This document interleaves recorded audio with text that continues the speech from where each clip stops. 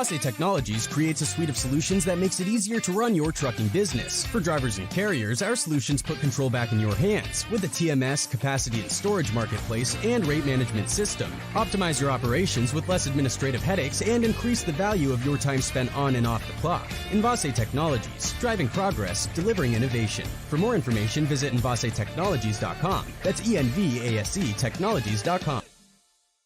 Hey, supply chainers, wherever you are in the world, this is Sarah Barnes-Humphrey with you today. Are you ready? Let's talk supply chain.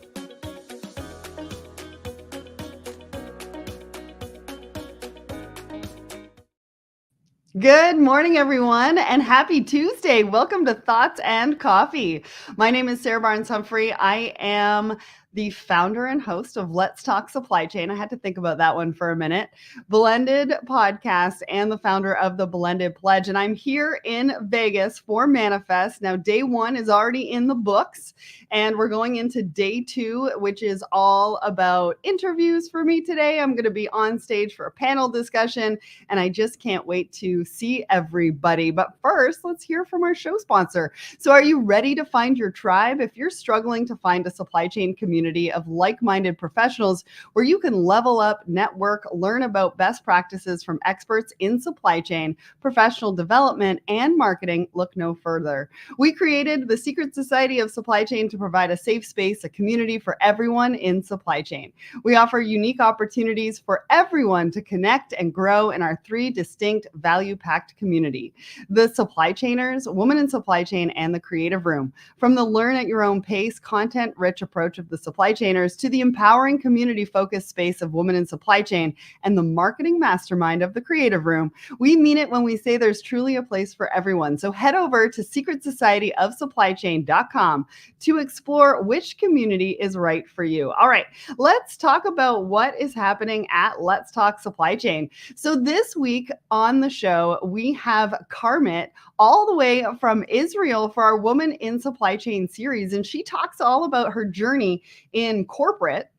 And then she moved into startup life with the company that she has founded right now. Her journey is amazing. She's been able to travel the world, live in a variety of different places. That's what supply chain is all about. So go and listen to that episode. And it's interesting because last week, there was a whole bunch of discussions happening around women in supply chain on LinkedIn where people were like, we need more, we need more. Well, I encourage you to go and listen to this episode. And if you find something that resonates with you, go and repost it. Let's show the support for the women in supply chain that we are featuring. So go do that and let's put some of this stuff out there. All right, we've got some brand are coming up this month. So I think it's next week. We've got our first Relax Talks show that is happening, and they're going to be talking about pricing. So go and click the attend button, even if you cannot attend live, because we will send you the recording.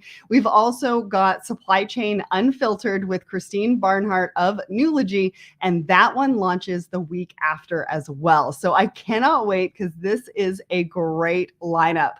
Then we want to say congratulations to Sonia. She is our follower of the month for January. We've just shipped out your mug, so keep an eye out for that. And remember to engage with all of our Let's Talk Supply Chain posts on our LinkedIn page, and you too can also be a follower of the month as well. Last but not least, I know I mentioned this before, but this is the Secret Society of Supply Chain. Now, next week, we are launching our first Women in Supply Chain virtual monthly meetup. Cannot wait. We are already got some seats filled for the second cohort that's going to be facilitated by Katie Date. And then the Creative Room, which is our marketing mastermind, we are launching that in March. So come and join us. Choose the community for you. We've got lots happening right now. All right, now it is time to bring up our guest for today, and that is my trade bestie, Audrey Russ. Good morning. How are you? Good morning. I'm okay. Yeah. My hair's doing a thing. How's Toronto? Oh, it's sunny. It is sunny? Mm-hmm. It's not even sunny here. Like, it's raining all week. I don't know what is happening, but the rain is following me around. Yeah. Well, I mean, Vegas, rainy. That's interesting. It's very interesting. There's actually parking lots that are flooding right now. It's a little crazy. Little crazy. So for anybody who doesn't know who you are, let them know who you are and what you do. Sure.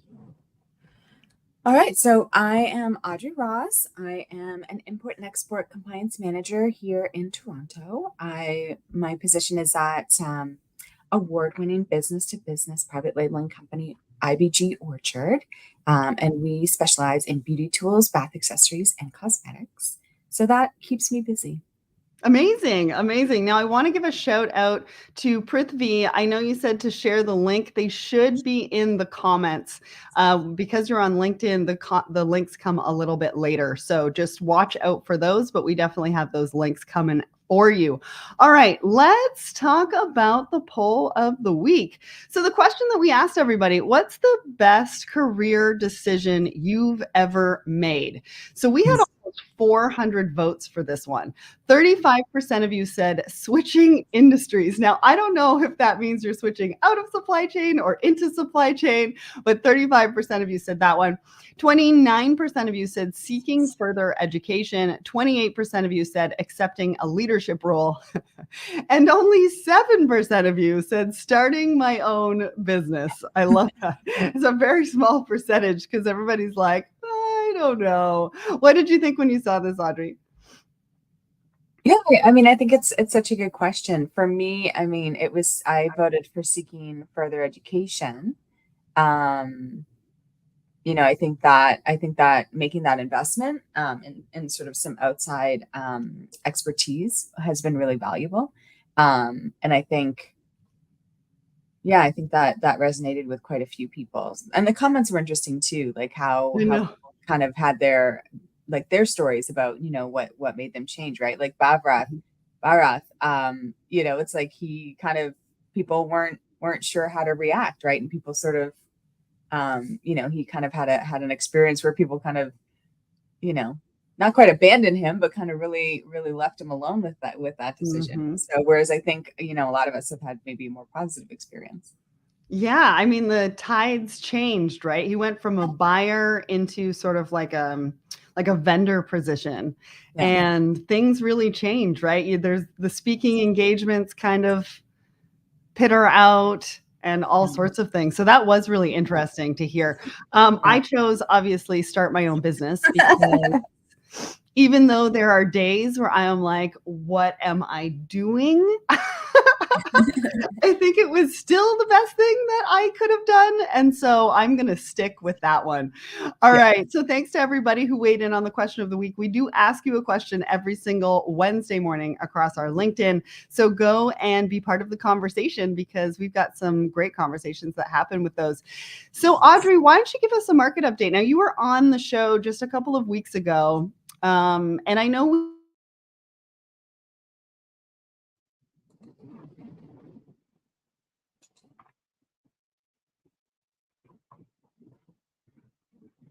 we might have lost Sarah. I think she was going to ask me about the Red Sea specifically, and sort of what's happening in the market. And I think if you're not already, you want to start following Lars Jensen. He's really got the best updates on this sort of issue, and we can see that another kind of official carrier, CGM, has announced that they're going to do the rerouting around the Cape of Good Hope. So instead of going through that Suez Canal, which really leaves only some of the smaller, sort of non-large cargo vessels moving through the Red Sea. And I think some of the,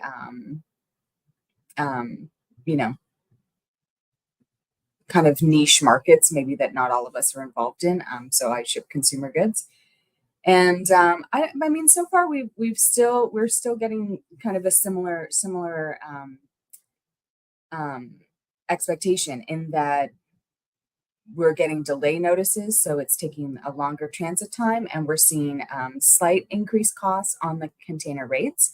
I think what I mentioned a couple weeks ago was that it was really hard to distinguish between what was a sort of pre-Chinese New Year or pre-Lunar New Year cost increase planning, because we do every year see those costs increase throughout sort of that January period pre-Chinese New Year. And so it's been hard for me to distinguish what is specifically due to rerouting and what was just specifically due to capacity and volume, sort of intricacies around this annual supply chain holiday. So, oh, she's back. I think it's working now. It's the Vegas Wi-Fi. Sorry, guys. But yes, I was going to ask you about the market update, and I think that's what you're giving everybody right now, right? Yeah. Awesome. Keep going. Yeah, I went ahead with that. Yeah, so it's for me, like I was saying, the costs still around the same. Haven't noticed anything very different from what is usually Chinese New Year. We are seeing those extended timelines. I think what the trick of it is now that we're seeing those extended timelines in that circuit, or in these loops, what does it look like to get the vessels back to the origin point? And then, it's Chinese New Year for a couple of weeks, right? So we'll see blank sailings. This week is sort of the last week vessels are leaving. Lunar New Year's on sort of the 9th and 10th. And then there's sort of a week to 2 weeks after that. So next week we'll see those blank sailings. 2 weeks from now, is everything going to be back from Europe and back to origin point? Who knows? So it'll be another round of sort of unpredictability and uncertainty around that 3rd and 4th week of February with what's available and what's getting out. So I think until we see that, it's really hard to say what the long-term effect will be into Q2 and Q3. If that sort of has normalized, or they've, carriers have worked out different routings, I think a lot of them are sort of changing what they're doing, and really making the decision if they have, sort of goods going to that Arabian Middle East area, to just circle those goods through there, and then really take the European, and sort of you lose that transshipment aspect that we had before, where goods would go into the Middle East, then go onwards. So still unpredictable, still not sure what's going to happen, but follow Lars Jensen because he has the scope on what's going on. So I asked him to come on the show in a couple of weeks, actually. Oh yeah, he can't make it, so I'm gonna try. He's probably traveling. He's probably. I'm gonna try to pin him down in March. Yeah. See if we can get him at TPM. Just kind of ask him like on the spot. I should go live on Instagram. If you're not following me on Instagram, you might see Lars on Instagram, because I do post a lot in my stories. Do you have any like hacks that you're kind of doing right now to sort of help with some of these disruptions that maybe you can share? Because I know that you are super organized and you are on top of all of these things. And I feel like even if you just have one tip of what's helping you through this, I think it might help some other people that are watching. Consistent communication to the senior leadership, right? Like I have a colleague, we have a couple of offices worldwide, and so he's been doing he's in Europe, so he's giving European update, and then I'm kind of matching with sort of what we're seeing for our cargo that also goes into Europe, and so the just that communication, so that the teams understand that we can see what's going on and we're following the updates, and then giving our internal teams, we were very quick to give them like a buffed kind of increased rate that they could start using. And, maybe it makes us a little bit not, it's hard to balance what's competitive, what's not competitive, but that at least kind of gives us some protection because, we really found the 2021 rates increased so quickly, and we were a little behind on that one. So at least on this one, like maybe like we're quite ahead. I'm like, okay, let's just, for the next 3 quarters, expect that it's going to be a $5,000, $6,000 container, which it may shake out to not be, but at least we're not in that loss position that we were in 2021. Right. So there's things like that, right? And then making sure the teams are resetting the timing. Every single project, go through, reset that timing, because it's not going to be the sort of 5 to 6 weeks we've been expecting. Most of our teams plan for about 7 or 8 anyways, kind of just all in. But now it's kind of like, you got to plan for 10, which is rough. It's not fun in this business. Yeah. Because of course, everything you want to be more accelerated. So, but we haven't had to use air shipping. Like we have a couple of customers who've been looking at potentially air shipping in some quantities. But again, I don't know that that's directly related to like an increased week or 2 weeks of transit. I think it's more they just have a good sale. So that's great. Yeah. Well, and I think communication in a way that they understand why, right? It's happening. How it's going to affect what they do, I think is really key to that as well. And you do that very, very, very well. All right. I want to say hi to Mohammed, Michelle, Larry, Walid over on my personal LinkedIn as well. We are going to get into our articles. Now, when I dropped, it did drop my share screen. So I'm going to try to bring that back. And we're going to talk about this first article. So this is about packaging. Now, we haven't talked about packaging, I don't think, in a long time. Yeah. I actually recently just got an Amazon package. And again, it was a very big box for a very small item. And so things have not changed too much, I don't think, since we have talked about it. Now, if you have any packaging stories, please make sure you put those in the comments. We want to hear about those. But this one in particular is talking about snack and candy packaging in a time where, prices are really, really high. They're saying that they are going to put some more duties and tariffs onto foil, which actually comes in a lot of candy packaging and a lot of snack packaging, which means that snacks and candy are probably going to go up from a price perspective. It's a really interesting article. And one of the reasons why I brought it up was because we're talking about nearshoring. We're talking about bringing things closer together. And these are import duties, I believe, on the Far East, like bringing the foil in from the Far East, I believe, for some US manufacturing. What did you think of this one? And then I'll get into it a little bit more. I thought it was fascinating. Yeah, It's right. fascinating because it's a little niche of the business. Like we sometimes use foil packaging as well. It's usually like a plastic combo for some of our products. But I mean, it's like their distinction and the position that the regulators aren't understanding the differences between the products.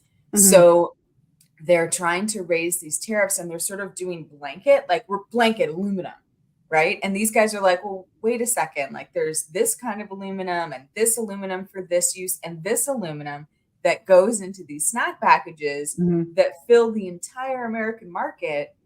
And so if you raise, we're in an inflationary period, people like have issues with paying for groceries, food bank use is up. And you're like, and now we have to add this cost in because you're sort of doing this blanket treatment to the aluminum field is apparently very vast and dynamic. So I thought it was interesting how they've, one, they're positioning themselves, but two, that there's so many things happening there.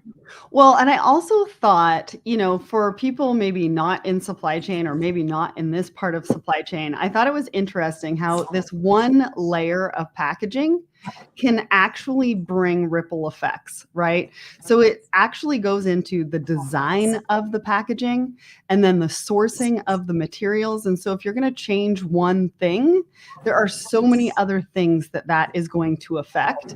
And they're also talking about moving packaging to Canada and Mexico to be able to avoid some of these duties.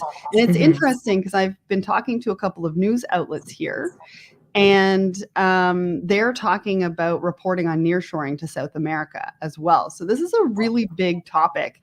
And I think the next thing to really think about is they're looking at cans now. So next up is canned goods. So if you think they're going to stop at snacks and candy, no, their next one is to look at canned goods and where that's being manufactured and where we're importing some of those raw materials as well. I think I hear a bit of an echo. So for anybody out there, I apologize. I don't know where that's coming from, but I don't know if you can hear it, but I can definitely hear it. So I think too, the key piece around the regulation as well was that, a lot of duties and tariffs, a lot of the history of duties and tariffs is around protecting domestic industry.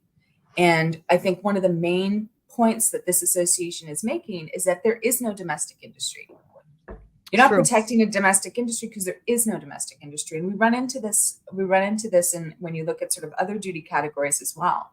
Like either you're too late because the domestic industry has already been affected and eradicated, or you're trying, like you're not really looking at the nuance of what's happening. But yeah, I mean, you're talking about packaging design, which they get into. It's very, you've got to research it. It's for food quality goods, right? So it's not like you can put anything around your cookies or your Rice Krispie squares. Like it is tested, it is investigated, it is researched. Like this is where they're at. where they're like, the aluminum foil in this grade and this type is the current best market. And when if they increase these tariffs rapidly, it means that either like, are they going to immediately rush to just try and innovate the next thing? Probably a group is going to try to do that, but that's an accelerated sort of a push onto the market that is already like they know that like, okay, maybe we could find something more environmentally friendly, but there's a pace to that. And this will either sort of accelerate that pace and potentially negatively, or those costs are directly going to the consumer. Like this idea that factories and manufacturers outside of your home country pay the tariff. They do not. We pass it on to the direct consumer. So right. Yeah, that's such a great point. And you're right. I mean, it's there to protect. But if we don't have it, what are we doing and why are we increasing costs? All right, let's get to our next article. So this isn't really an article. It was a post by Lee Courtney that I really liked because this particular picture here, there we go. I'm going to expand on that, talks about digital transformation. Now we talk about digital transformation in supply chain all the time. I think I even had a conversation with somebody the other day that we are still not okay with our data. Yeah. And I can't believe that I'm talking about this still in 2024 because I believe that I was talking about this when we started the podcast back in 2016. 6 years ago. But these are some interesting stats. So incomplete data in our industry costs $3.1 trillion. Like that is a lot of money. And what are we doing that we have incomplete data still in 2024? 6% of supply chain companies, only 6% have full visibility of their supply chain. 75%, go ahead. No, I believe that. Like, yes. 75% exchange data between 2 and 5 businesses. Now, I talk about this on the show all the time with Excel. You know, we're downloading, we're uploading, we're downloading, we're uploading, right?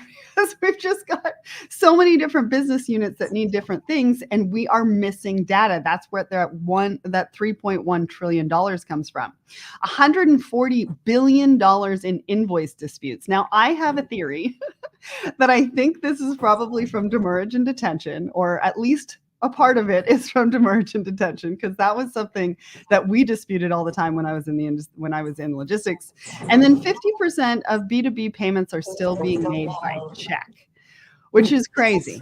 A little bit crazy. So now I want to turn this over to you, Audrey, because you're in it, right? Yeah. You have a supply chain team. You're looking at some of these things. You're looking at technology. Like, does this equate? Is this something that you're resonating with and kind of like trying to navigate?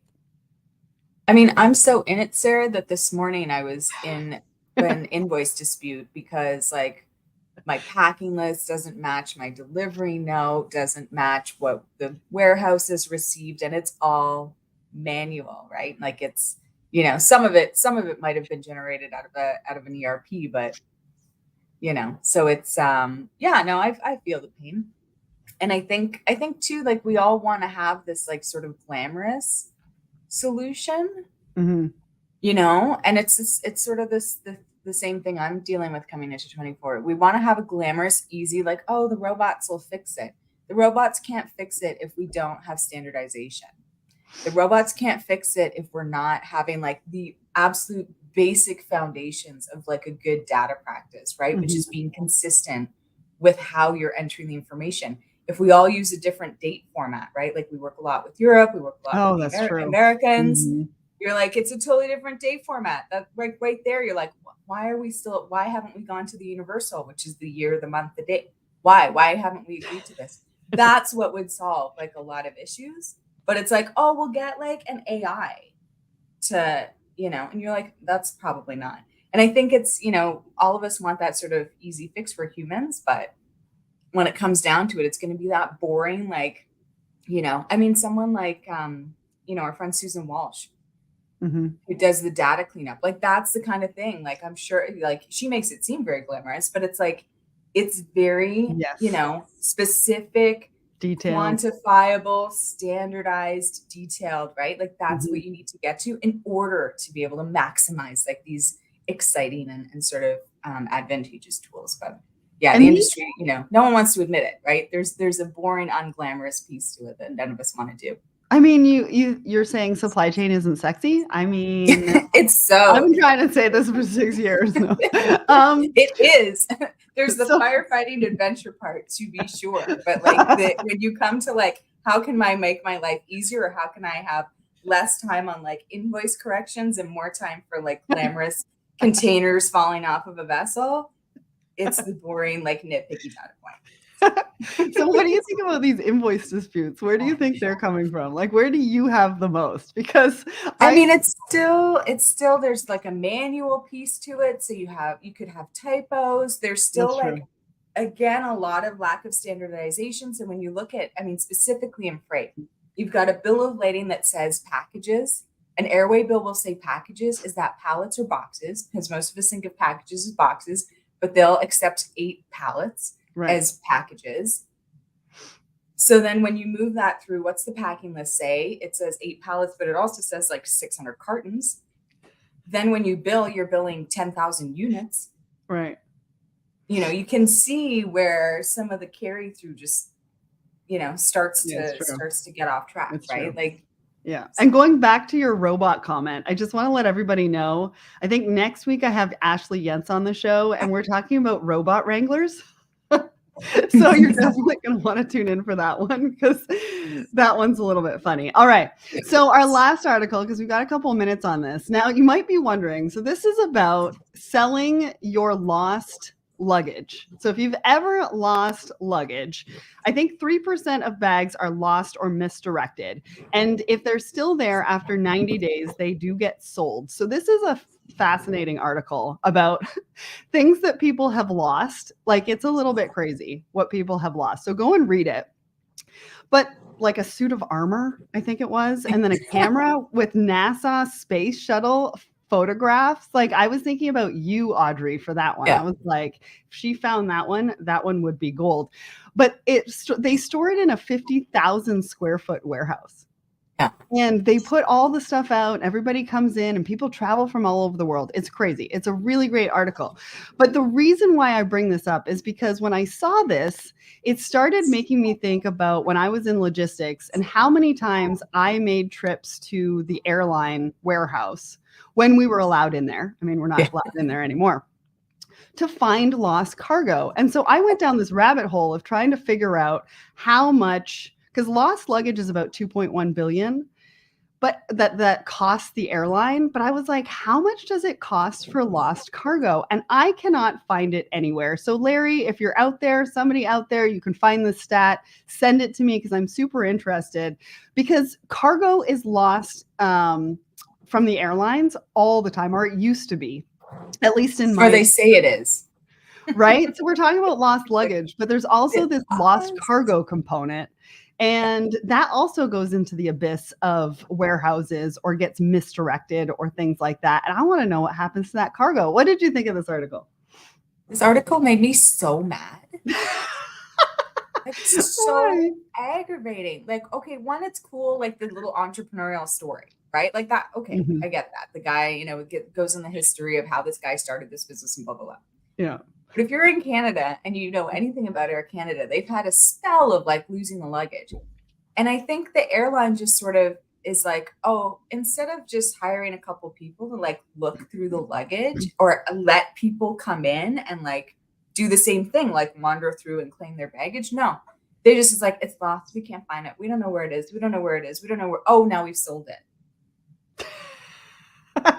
I mean, there are two sides to every story, right? There's I don't know if that's the exact entrepreneur thing. I get, it's difficult to manage all this luggage, except it's your job and you committed to manage all this luggage.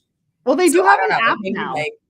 So I actually if you have to have everybody air tag their own bag because you're so unreliable.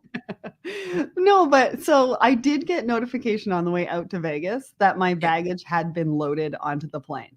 Yeah, well, they had to do that. So they're doing that now because it's costing last year was $2.1 billion. Yeah. So anyway, I feel a little bad for them, but I also don't feel bad for them because they committed to carry you and your things. Mm-hmm. It's the same with cargo too. So I'm interested to find out Yeah. what the stats are on cargo. Yeah, because Simon K and I can tell you about lost stuff at airport warehouses. Like, is it lost? Oh no, it's just over here, but it wasn't labeled with the Post-it that you guys normally use. I don't know. I don't know. So anyways, it is a big issue. I want to look up the stats if anybody has this, but if you've lost any luggage, go and read this article because it's fascinating from a logistics perspective. And it kind of makes your mind wander as to what's happening from a cargo perspective. So I just want to let everybody know where I'm going to be. So in March 21st, we are partnering with Supply Chain Brain on a webinar with Reveal. So go and check that out. The registration link will be on that post that we've just put a link to. A manifest, I'm here right now. And then Audrey and I are both going to be at TPM March 3rd through 5th. I'm going to be on stage for a fireside chat with $1 Million Baby. And I'm going to be asking questions like, what do you expect from a partner to have from a technology perspective? We are going to dive deep into the questions that you want to know about. All right, everyone. Thank you so much for joining us. Audrey, thanks for taking over when my Wi-Fi didn't work. And thanks for joining me, my trade bestie. And I hope everybody has a great day. Bye, everyone. Thanks.